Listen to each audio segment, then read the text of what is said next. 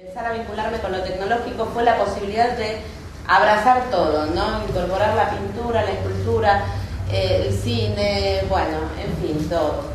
Y desde ahí que vengo trabajando con eso. Trabajé mucho tiempo en robótica, hago piezas robóticas, robots, pero no son robots con forma de robots, como uno se imagina el robot. Tengo, por ejemplo, para contarles un poco, tengo una obra que son esferas y son robots en forma de esferas de luz que ruedan por el piso, y es una comunidad fóbica, ¿no? Es una comunidad que no quiere estar en contacto con otra gente, que le cuesta estar en contacto con otra gente. Entonces, cuando se aproximan, se tocan, se van para otro lado.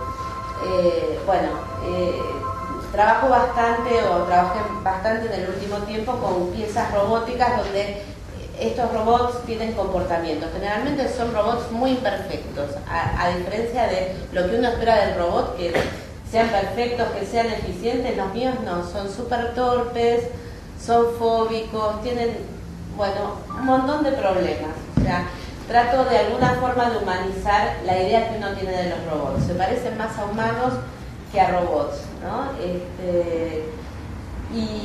Y bueno, vengo trabajando bastante en este campo que me interesa. Esta obra en particular, lo que están viendo, surge porque, bueno, después ustedes me hacen las preguntas, les cuento un poco, les hago una síntesis y después me cuentan o me preguntan lo que quieran. Yo vivo muy cerca de un centro de detención durante la época de la dictadura, que es el Olimpo, ¿no? Y bueno, cada vez que pasaba caminando por ahí, había algo inquietante. Tengo dos nenas chicas y siempre me preguntaba, mamá, ¿qué es esto? ¿Qué es esto? O sea, que había algo que las movía, ¿no? Y bueno, y entonces empecé a pensar en ¿por qué no poner un jardín adentro de ese lugar, ¿no? O sea, sembrar mi jardín de luz adentro de ese lugar que es como muy siniestro, es muy inquietante, muy da miedo. A mis nenas les daba miedo y les sigue dando miedo. Y bueno, y hace varios años atrás yo hice un mediometraje experimental sobre Alejandra Pizarnik. ¿Alguien conoce a Alejandra Pizarnik? Alejandra Pizarnik es una poeta argentina increíble, que además es de Avellaneda, era de Avellaneda, ¿no? Y bueno, y cuando yo tenía la edad de ustedes, a mí me encantaba Alejandra Pizarnik, y años más tarde, cuando terminé la escuela, hice un trabajo experimental sobre Alejandra Pizarnik. Y en ese trabajo experimental sobre Alejandra Pizarnik había otra gran poeta que yo la entrevisté, que se llamaba Olga Orozco, que era muy próxima a Alejandra. Y entonces en mi corto ella recita una poesía que le dedica a Alejandra y que termina diciendo: en el fondo de todo hay un jardín, ahí está tu jardín, Talita Kumi, ¿no? Que quiere decir levántate y anda. Entonces tomé esa frase, Talita Kumi, quiere decir levántate y anda, creo que en sánscrito me había dicho el Orozco.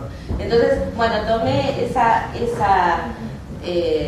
siempre me encantó esa poesía que había recitado Olga Orozco, dedicada a Alejandra Pizarnik, y tomé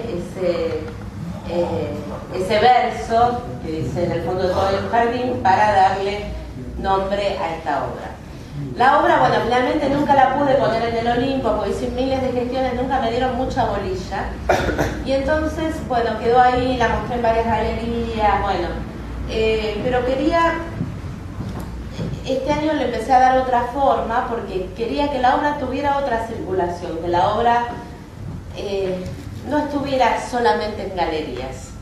Y como estoy ahora haciendo un proyecto sobre los territorios y demás, volvió el jardín vuelve y hace unos meses empecé un proyecto de que el jardín vaya itinerando por las casas de la gente que quiera recibirlo. Entonces la idea es que el jardín vaya construyendo un mapa emotivo, ¿no? O sea, todos los trayectos que va haciendo el jardín por la ciudad, o sea, Buenos Aires y Gran Buenos Aires, vayan construyendo un mapa.